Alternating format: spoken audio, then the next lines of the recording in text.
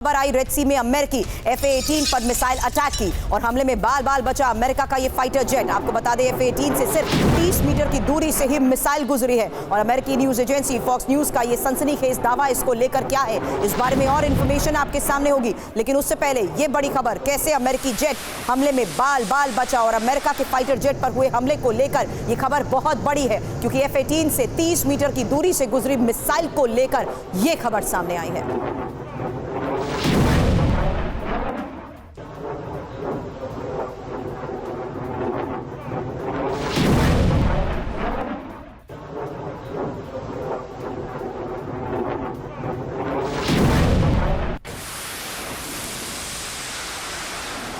तो अमेरिका में आपको बता दो, अमेरिका के दूसरे फाइटर जेट पर हमले को लेकर खबर क्या है। रेड सी में एक और F-18 फाइटर जेट पर यह हमला हुआ है और F-18 पर SM-2 मिसाइल से हमला किया गया है। UEM Jaipur is a perfect target for prospective students aspiring for good jobs, good education with future-ready skills. अमेरिकी विमान से 30 मीटर की दूरी से गुजरी मिसाइल को लेकर यह बड़ी खबर सामने आई है। हालांकि इस पर सुधाकर सर, सबसे पहले मैं आपका रिस्पांस चाहूंगी, क्योंकि दावा तो इस बीच यही किया जा रहा है कि अमेरिकी वॉरशिप ने गलती से अपने ही विमान पर अटैक किया है। 21 दिसंबर को 2 F-18 जेट्स पर हमले किए गए, एक F-18 विमान हमले में तबाह हुआ, दूसरा बच गया। हालांकि हुती का दावा इसको लेकर क्या है, अमेरिकी F-18 फाइटर जेट को मार गिराया गया था। इस खबर को किस लिहाज से इस वक्त सुधाकर सर समझा जाए? सुबह मेरे पास जो इनपुट आए हैं मेरे फ्रेंड से, ये मानना है कि ये हुतीस की जो वॉरहेड है, इसकी वजह से ये हवाई जहाज के ऊपर हमला हुआ है और उसको नुकसान पहुंचा है। लेकिन अमेरिका एक सुपर पावर होने के नाते सबको अपना अपना जो चित्र है, सबको अपना अपना इमेज एक सुपर पावर होने के नाते बरकरार रखने की सब कोशिश करेंगे।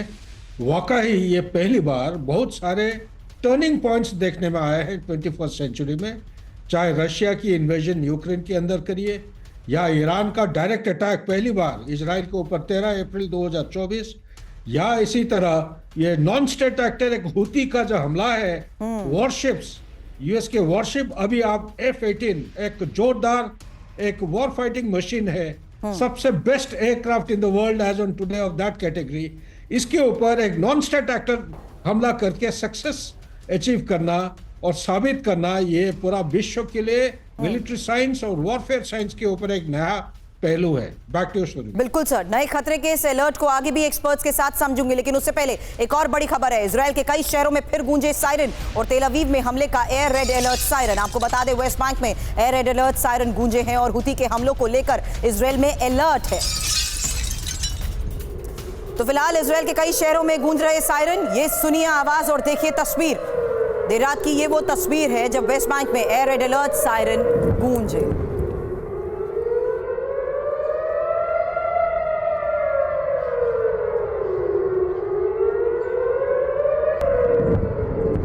कि हुती के हमलों को लेकर इजराइल में अलर्ट है और क्रिसमस पर ही हुती के सबसे बड़े हमले को लेकर खबर जानिए। इजराइल पर हुती का missile attack. Ashkelon power plant पर गिरी हुती की मिसाइल। हुती ने हाइपरसोनिक मिसाइल से हमले को अंजाम दिया है।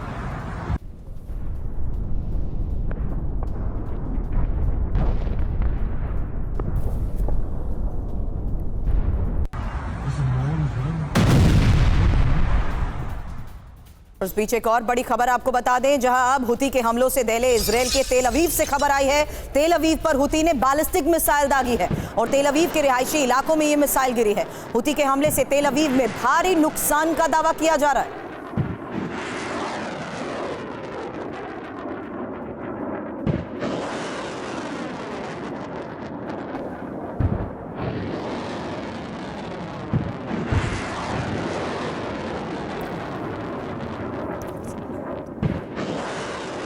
और हुती के हमलों से दहले तेल अवीव की ये दो तस्वीरें अब एक साथ आपके सामने होंगी, क्योंकि हुती के हमले से तेल अवीव में भारी नुकसान का दावा किया जा रहा है। क्रिसमस पर जिस तरीके से हुती लगातार हमलों को अंजाम दे रहा है, ये सबसे बड़े हमले की वो तस्वीर सामने आई है जहां हुती ने इजराइल पर मिसाइल अटैक को अंजाम दिया और कई रिहायशी इलाकों को भी सीधे तौर पर टारगेट करते हुए बड़े नुकसान का दावा किया है। लेकिन इस बीच एक और सबसे बड़ी खबर है और ये खबर है इजराइल पर फिलिस्तीन 2 मिसाइल से हमले की, जहां हाइपरसोनिक मिसाइल से तेल अवीव पर अटैक हुआ है और इजराइल के मिलिट्री सेंटर पर यह हमला किया है हुती ने।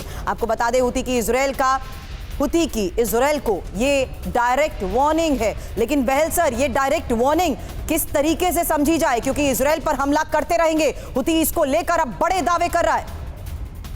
देखिए, एक्सेस ऑफ रेजिस्टेंस में अब एक सिर्फ हुती ही मीनिंगफुल फोर्स रह गई है जो इजराइल के अगेंस्ट एक्शन ले रही है। तो कहीं ना कहीं उनको एनकरेज किया जा रहा है एक्शन लेने के लिए, ताकि जो इजराइल के अटैक्स हैं सीरिया पे या दूसरे एरियाज पे वो कम हो जाएं। और जो बैलिस्टिक मिसाइल का वो इस्तेमाल कर रहे हैं हाइपरसोनिक, वो ईरान की दी हुई ईरान मेड मिसाइल्स हैं। और जो आप पहले बात कर रहे थे regarding shooting down of F-18, तो जो यमन के पास है वो सैम 2 सिस्टम्स हैं, जो आपको याद होगा U-2 एक स्पाई प्लेन होता था अमेरिका का, 1959 में उसको शूट डाउन किया था रशियंस ने सैम 2 से। तो उनके पास सैम 2 है मिसाइल सिस्टम, जो कि लॉन्ग रेंज है, और साथ साथ में है फतह 110, उसकी भी रेंज 150 से 200 किलोमीटर है। तो ये कहना कि यमन के पास सिस्टम्स नहीं है F-18 को शूट डाउन करने के लिए, और F-18 जो है स्टेल्थ जहाज नहीं है, और स्टेल्थ नहीं है तो इसका मतलब है उसको पकड़ा भी जा सकता है रेडार के ऊपर और उसके ऊपर हमला भी किया जा सकता है। तो अमेरिकन का कहीं ना कहीं ये कहना कि वो फ्रेंडली फायर में उन्होंने मारा है अपने F-18 को, हो सकता है वो गलत हो।